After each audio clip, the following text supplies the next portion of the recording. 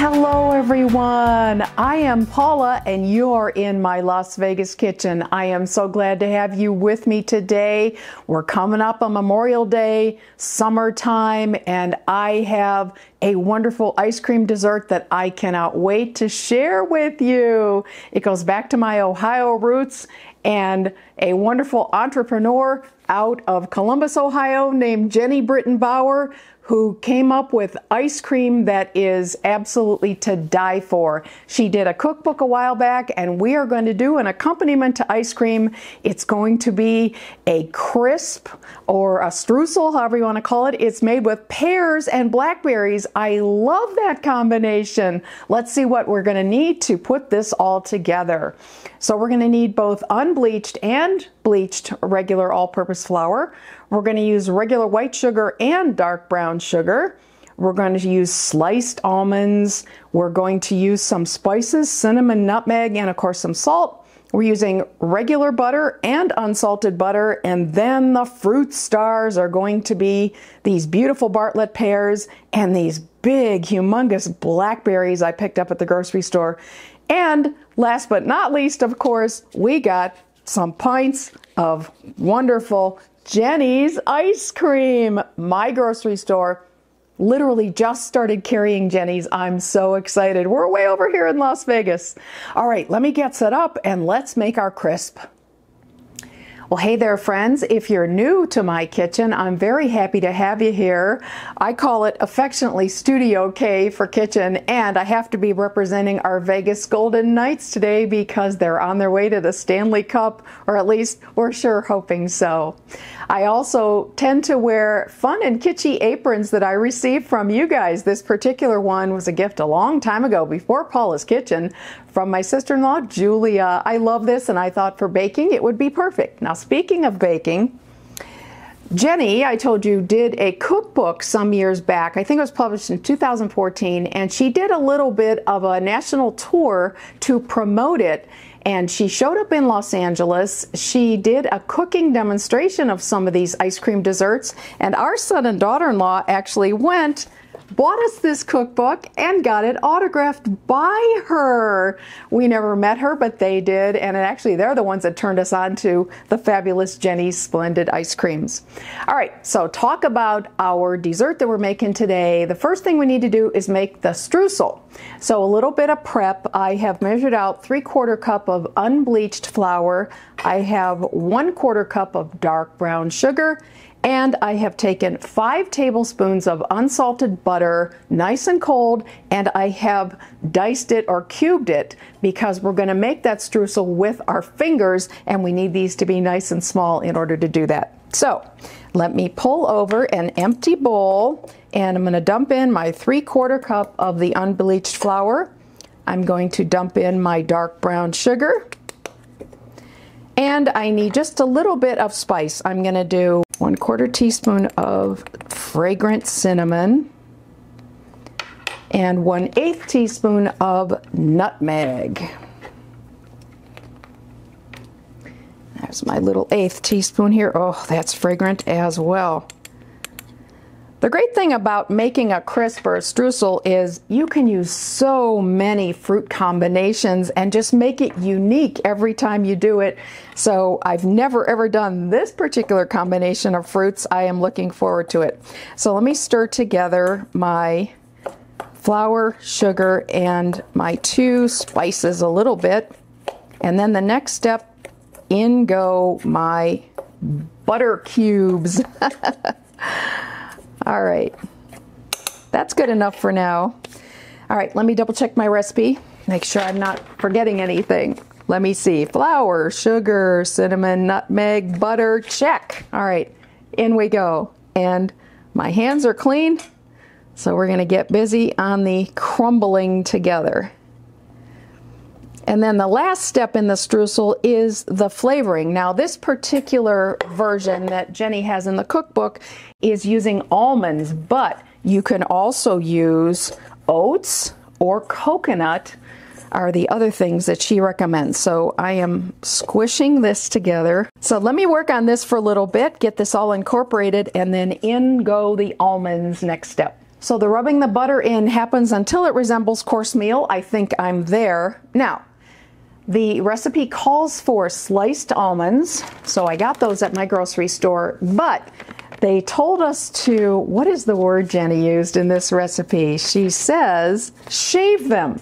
So I took a paring knife and I basically put a pile of them on a cutting board and I got them to look like that, and we're going to call that shaved. Basically it's a streusel topping, so you want them to be kind of a, you know, a small size. It's 3/4 cup of the sliced almonds, and they go into my streusel. And again, I incorporate the almonds into my streusel mix the same way I did the butter, with my fingertips. When they're all incorporated, I spread the whole streusel onto a cookie sheet and I put it in a preheated 325-degree oven for 20 minutes. Well, hey, my streusel topping came out of the oven, and oh my gosh, I wish we had smell-o-vision. It smells heavenly in here between the brown sugar, the cinnamon, the nutmeg, the almonds. Oh my goodness. So right away when I took it out, I just got out a simple dinner fork and I kind of broke it up a little bit like this, because the clumps tended to stick together, and we want to be able to sprinkle this across the top of the fruit when we get the fruit ready. So that is ready, and we're just going to set that aside for a little bit and let it cool down while we work on our fruit. Next up, we are going to take 1 pound of the Bartlett pears, which pretty much works out to about 2, because they're quite large. So I've got a bowl that I'm going to drop them in right away.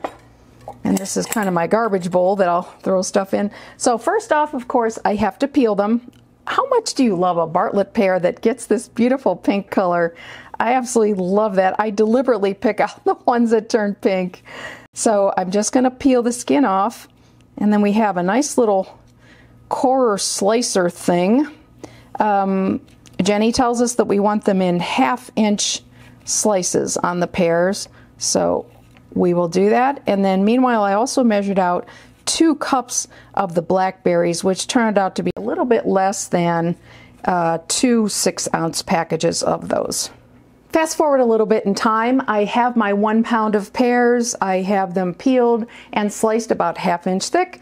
I have my 2 cups of blackberries, and they're in a nice big bowl. So what we're going to do next is toss them with a little bit of the spices and seasonings that are going to make a nice little juice when we throw them in the oven. So first off, I have 3/4 cup of just regular white sugar, and I have 2 tablespoons of regular all-purpose flour. Then I'm going to add a couple things to that. I need a 1/2 teaspoon of fine sea salt. So I ground up a little bit of sea salt earlier. Then I also need a little bit more cinnamon and nutmeg, another 1/4 teaspoon of the cinnamon, and I'm going to need another 1/8 teaspoon of the nutmeg, same thing as went into the streusel topping. And I'm just going to stir that together real quickly. Ooh, that nutmeg smells so great. All right, all of that is going to get stirred with, I just have a little teaspoon here. I'll stir that together real quick, and then it goes in with the fruit. All right, that looks pretty good. Let's toss that in. Woo, that smells great. Get my spurtle, and let me just gently toss the pears and blackberries in the sugar and flour mixture. And you know what happens with this. The fruit juice mixes with this and makes just a lovely, juicy result. Oh, that is a beautiful thing. I will pull over my buttered dish, and let's pour this in.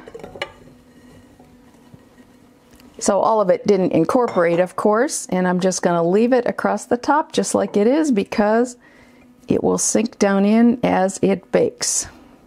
Now, the last thing you do with the fruit is I have 2 tablespoons of just regular butter, salted butter, and I'm just going to dot the top of the fruit with that, just kind of across the top. There's no rhyme or reason to this. There's no right or wrong. The butter's gonna melt down in with the sugar and the fruit. And then last comes our topping. Let me see if I can evenly distribute this across the top of the fruit. All right, I made a little bit of a mess, but tell me you're not anxious to see how this is gonna look when it's done. Wow, that's a beauty. In the oven she goes. We'll see when it's done.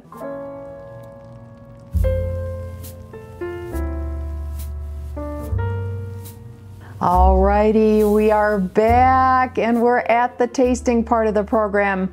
All right, when I pulled this out of the oven, oh my gosh, the bubbling and the steam, it was pure heaven. So about a half hour has gone by.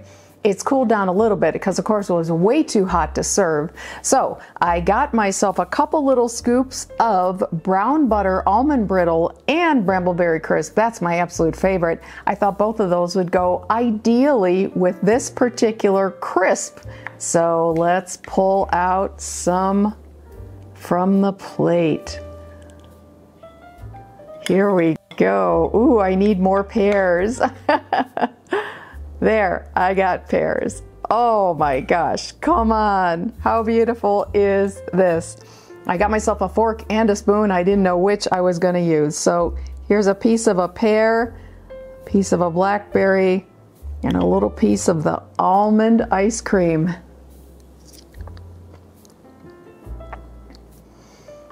Heaven. It is just the right serving temperature. It is warm, but not hot enough to scald your tongue.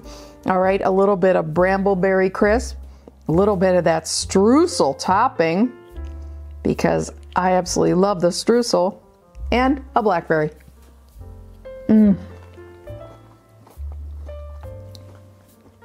Absolutely incredible. Probably the best crisp I ever made in my life. That is so, so good. I love the pears, love the blackberries. Love the almonds in the streusel. That is just fantastic and just ideal with this ice cream. Wow. Superb, big, big, big thumbs up on this incredible Jeni's accompaniment to Jeni's ice creams. So I will put the recipe down in the description box, of course, and if I can find a link to the cookbook itself, I'll put that too, because it's so beautifully done. She just tells you all about her love of ice cream and where it came from. So it's almost a coffee table book. It's so beautiful, and so are the photos in it. So moving onward in Paula's Las Vegas kitchen, I just want to tease what's coming up in the future. I'm going to start focusing a little bit more on where I live and some of the amazing world-famous chefs who've hung up their shingle down on Las Vegas Boulevard in their fantastic restaurants and start featuring some of their recipes. I've already picked out the next one I'm going to do. It's by Bobby Flay, and you're not going to want to miss that one. That's a promise. Hey, thank you for watching, for spending time in Paula's Las Vegas kitchen. If you like this, hey, give me a subscribe, give me a like, leave me a comment, and definitely try the Pear and Blackberry Crisp. Thanks, you guys, and we'll see you soon.